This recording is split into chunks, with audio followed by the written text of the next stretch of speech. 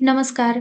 राष्ट्रिय सहकारी नियमन प्राधिकरण एनसिआरएबाट बचत तथा ऋणको मुख्य कारोबार गर्ने सहकारी संस्थाहरूको दर्ता अभिलेखीकरण गर्ने मापदण्ड 2082 अनुरूप सहकारी दर्ता अभिलेखीकरण प्रयोजनार्थ तयार गरिएको विद्युतीय दर्ता प्रणाली एफसिआरएसमा यहाँहरूलाई स्वागत छ।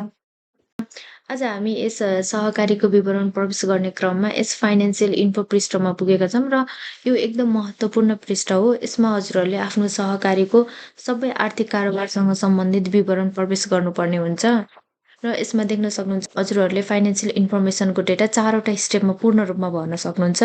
पहिलोमा छ total share member, share amount and saving, त्यसै गरेर total fund loan details, income expenses, auditor and AGM details विवरणहरू पूर्ण रूपमा भर्नुपर्ने हुन्छ। यहाँ नोटमा देख्न सक्नुहुन्छ कृपया पछिल्लो 2 आर्थिक वर्षको विवरण प्रविष्टि गर्नुहोला। यो भनेको पछिल्ला 2 आर्थिक वर्षहरूको अपडेट वित्तीय विवरणको आधारमा विवरण भर्नुपर्ने हुन्छ र यदि चालु आर्थिक वर्षको हकमा अडिट हुन बाँकी रहेको छ भने प्रोभिजनल वित्तीय रिपोर्टको आधारमा विवरणहरू भर्न सकिनेछ। अब हामी हेरौँ total share member, share amount and सेभिङबाट कसरी यसमा विवरणहरू प्रविष्टि गर्ने भनेर। यसमा छ फिस्कल इयर भनेर छ। अब हजुरहरूले कुन आर्थिक वर्षको विवरण राख्दै हुन्छ त्यही अनुसार यसरी फिस्कल इयर सेलेक्ट गर्नुपर्ने हुन्छ। मैले एउटा राखेँ 81-82 फिस्कल इयर भनेर। मेल मेम्बर्स भनेर छ। हजुरको सहकारीमा कतिजना मेल मेम्बर्स हुनुहुन्छ त्यही अनुसार हजुरले विवरण प्रविष्ट गर्नुपर्ने हुन्छ। त्यस्तै गरेर female members, other members, institutional member भनेर चाहिँ इन्स्टिट्युसनल मेम्बर भनेको कुनै पनि संस्था हजुरको सहकारीको सदस्य छ भने र ती संस्था कतिवटा संस्था छन् त्यहाँ सबै उल्लेख गर्नुपर्ने हुन्छ। कतिवटा संस्था छ त्यही अनुसार मैले राखेँ 4। अब हजुरहरूले जति पनि यो मेम्बर्सहरू राख्नुभयो 1 बाई 1 गरेर 4वटा फिल्डमा त्यो सबै मेम्बरको लिस्ट यसरी यहाँ क्यालकुलेट भएर आउँछ। यसमा हजुरले आफूले यसरी एडिट गर्न, चेन्ज गर्न मिल्दैन। त्यसै गरेर छ टोटल जनरल सेभिङ भनेर छ। हजुरकोमा जनरल सेभिङ कति छ यसरी राख्नुपर्ने हुन्छ। कुल साधारण बचत भनेर, त्यस्तै गरेर टोटल रेगुलर सेभिङ भनेर कुल नियमित बचत कति छ यसरी सबै एमाउन्टहरू राख्नु होला। टोटल पिरियडिक सेभिङ हजुरको यो टोटल कति सेभिङ छ यो 3वटा फिल्डमा राखेको सेभिङ पनि यहाँ क्यालकुलेट भएर आउँछ। हजुरले क्यालकुलेट गर्नु पर्दैन। त्यस्तै गरेर total liabilities, total assets, total liquid assets सबै हजुरहरूको अडिट रिपोर्ट अनुसार हजुरले यसमा विवरणहरू राख्नुपर्ने हुन्छ।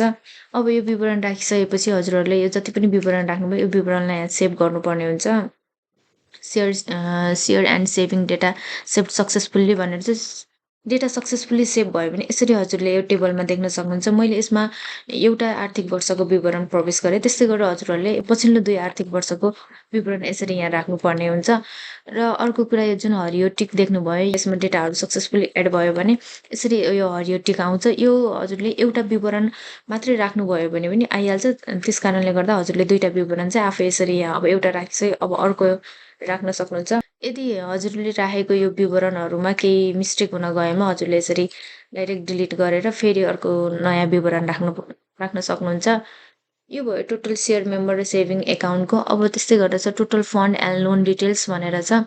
अब हजुरले आफ्नो सहकारीको कति छ क्यापिटल त्यही अनुसार र लोन कति छ त्यो सबै राख्नुपर्ने हुन्छ। अब यहाँ 81-82 फिस्कल इयरमा टोटल सेयर क्यापिटल भनेर यो भनेको कुल सेयर पुँजी हजुरको सहकारीको कुल सेयर पुँजी कति छ राख्नुपर्ने हुन्छ। त्यसै गरेर छ टोटल रिजर्भ फन्ड भनेर यो भनेको कुल चकेडा कोष, कुल चकेडा कोषको रकम कति छ राख्नुपर्ने हुन्छ। त्यसै गरेर छ डेप्रिसिट रिप्लेसमेन्ट फन्ड भनेर यो भनेको घाटापूर्ति कोष, घाटापूर्ति कोषमा कति एमाउन्ट छ यसरी इन्टर गर्नुपर्ने हुन्छ।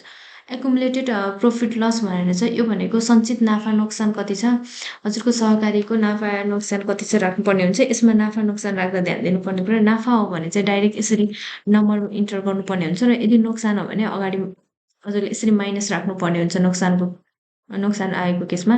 त्यसै गरेर कोर क्यापिटल भनेर चाहिँ प्राथमिक पुँजी आफै क्यालकुलेट भएर आउँछ। जति हामीले यसमा सेयर रिजर्भ फन्ड यो सबै जति पनि हामीले राखेको छौँ त्यो अनुसार यहाँ क्यालकुलेट भएर आउँछ। यसमा हामीले कुनै चेन्जेस गर्न मिल्दैन कोर क्यापिटल। त्यसै गरेर छ अब टोटल पास लोन भनेर चाहिँ यो भनेको कुल असल ऋण रकम कति छ यसरी राख्नुपर्ने हुन्छ। अब टोटल सबस्ट्यान्डर्ड लोन भनेको कुल कमसल ऋण रकम सबै हजुरहरूले आफ्नो अडिट रिपोर्ट अनुसार राख्नुपर्ने हुन्छ। टोटल डाउटफुल लोन भनेको कुल शङ्कास्पद ऋण कति छ।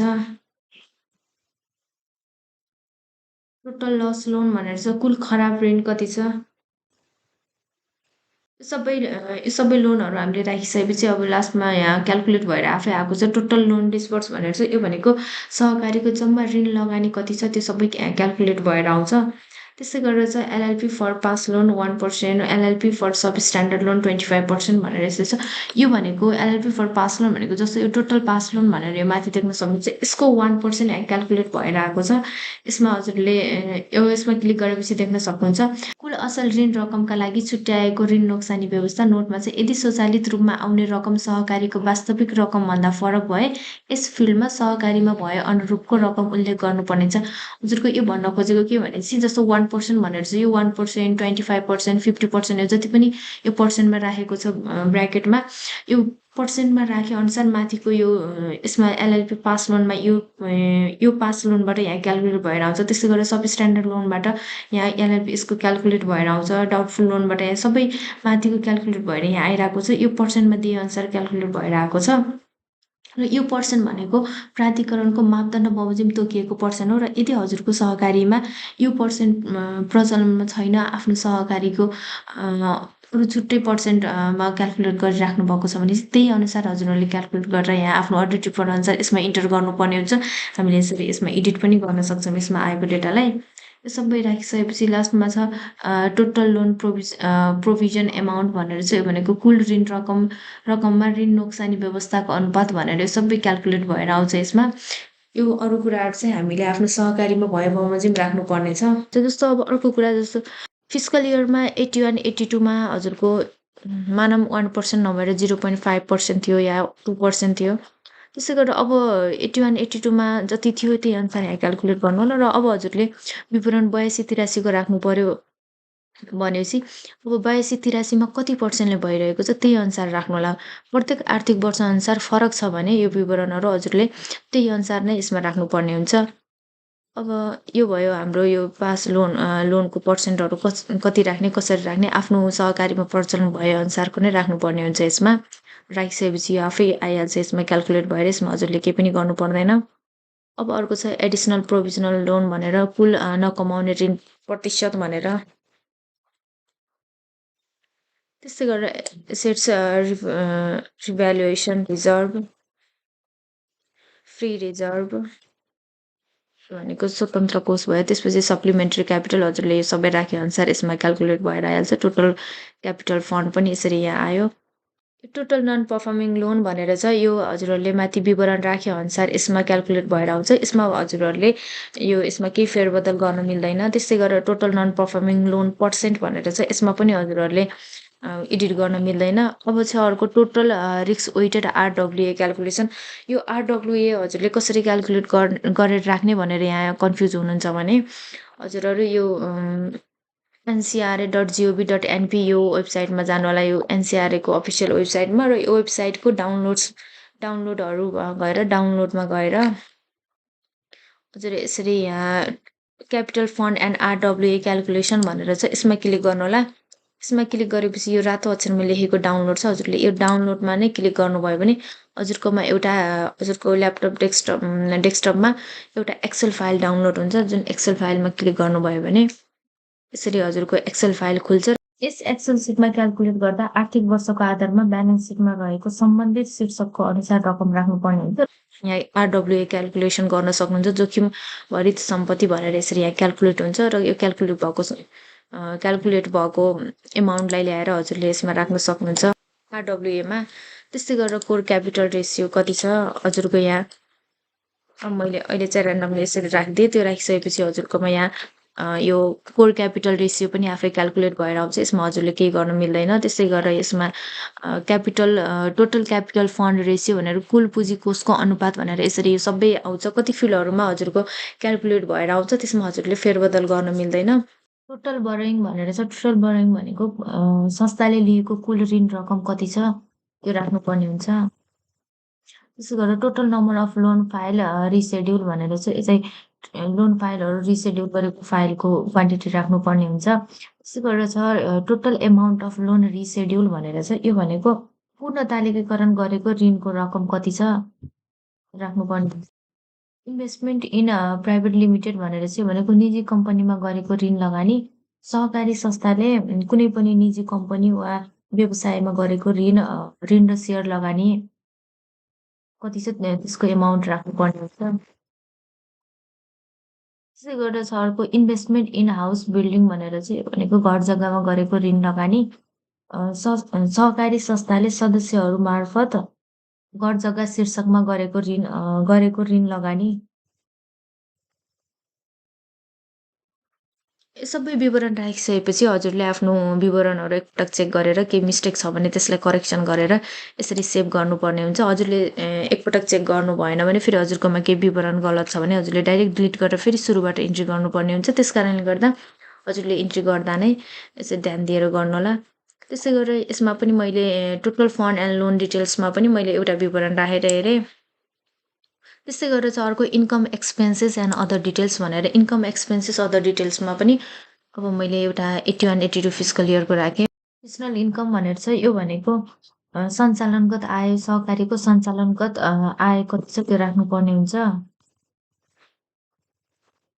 त्यस्तै गरेर चाहिँ अदर इन्कम अरू आय कति छ त्यो राख्नुपर्ने हुन्छ। अपरेसनल एक्सपेन्सेस भनेर चाहिँ अपरेसनल एक्सपेन्स भनेको सञ्चालनको खर्च कति छ सहकारीको। अदर एक्सपेन्सेस अरू खर्च। त्यस्तै गरेर नेट प्रफिट लस भनेको चाहिँ कुल नाफा नोक्सान कति छ। नाफा हो भने चाहिँ डाइरेक्ट नम्बर राख्दा हुन्छ र नोक्सान हो भने चाहिँ माइनसमा राखेर राख्नुपर्ने हुन्छ यसरी। यो सबै राखिसकेपछि अब यसमा पनि सेभ गरौँ। सेभ गर्ने बित्तिकै हजुरको यसरी हरियो टिक देखाइहाल्छ। यो सबै भयो विवरणहरू यसमा इन्कम र एक्सपेन्सेसको विवरणहरू राखेँ मैले। त्यस्तै गरेर अर्को छ अडिटर एन्ड एजिएम डिटेल्स भनेर यो भनेको हजुरको सहकारीको अडिट गर्ने अडिटरको डिटेल्स र त्यस्तै गरेर एजिएम भनेपछि एनुअल जनरल मिटिङ जुन साधारण सभा कहिले भयो कति पार्टिसिपेन्ट हुन्छ त्यो सबै डिटेलहरू यसमा भर्नुपर्ने हुन्छ। अब मैले एउटा फिस्कल इयर सिलेक्ट गरेँ। एउटा फिस्कल इयरमा अडिटरको नेम हजुरको अडिट गर्ने अडिटरको नेम राख्नुपर्ने हुन्छ। मैले एउटा ऱ्यान्डमली नेम राखेँ। त्यस्तै गरेर अब अडिटरको मोबाइल नम्बर, अब अडिटरको एड्रेस, आइसिएएन नम्बर भनेर चाहिँ यो भनेको अडिटरको युडिआइएन नम्बर वा सियुपी नम्बर राख्नुपर्ने हुन्छ यसमा। त्यसरी डेट अफ एजिएम भने हजुरको सहकारीको साधारण सभा कुन डेटमा भएको थियो त्यो राख्नु होला। 2082। त्यसपछि हजुरले डेट राख्दा चाहिँ फर्स्टमा यसरी 0 राख्नुपर्ने हुन्छ सिङ्गल राख्दा। त्यसपछि मैले 118 भनेर राखेँ। Number of participant in AGM भनेर चाहिँ साधारण सभामा कतिजना सदस्यहरू सहभागी हुनुभएको थियो त्यो नम्बर राख्नु होला। मैले 56 राखेँ।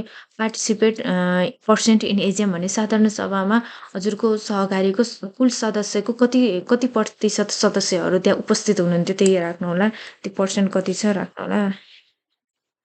मैले राखेँ 59%। त्यस्तै गरेर अब यसमा अडिट रिपोर्ट भनेर छ। अडिट रिपोर्ट संलग्न गर्दा आर्थिक वर्ष अनुसारको राख्नुपर्ने हुन्छ यसमा। हजुरको सहकारीको अडिट रिपोर्ट पिडिएफ फर्मेटमा यसरी राख्नुपर्ने हुन्छ। मैले एउटा ऱ्यान्डमली एउटा पिडिएफ फाइल राखेँ। अब यसरी सेभ गऱ्यौँ भने यो डिटेलहरू यसरी तल देख्न सक्छौँ यो टेबलमा। मैले यो सबै फाइनेन्सियल इन्फर्मेसनमा यो 1 देखि 4 सम्म सबैको एउटा आर्थिक वर्षको विवरण राखेँ। यसै गरेर हजुरहरूले पछिल्लो 2 आर्थिक वर्षको विवरण यसरी राख्नु होला। यो सबै विवरण राखिसकेपछि अब हामीले नेक्स्ट स्टेपमा जान्छौँ। नेक्स्ट स्टेपमा गइसकेपछि यो सबै फाइनेन्सियल इन्फोको विवरणहरू हजुरकोमा सेभ भयो सक्सेसफुल्ली। यसरी प्रिभियसमा गएर हेर्ने भने हजुरको विवरण यसरी यहाँ देखाउँछ सेभ भइसकेको छ। अब हजुरकोमा केही मिस्टेक भयो भने फाइनेन्सियल इन्फर्मेसनमा हजुर ब्याक गएर फेरि त्यहाँ केही मिस्टेकहरू करेक्सन गर्न सक्नुहुन्छ।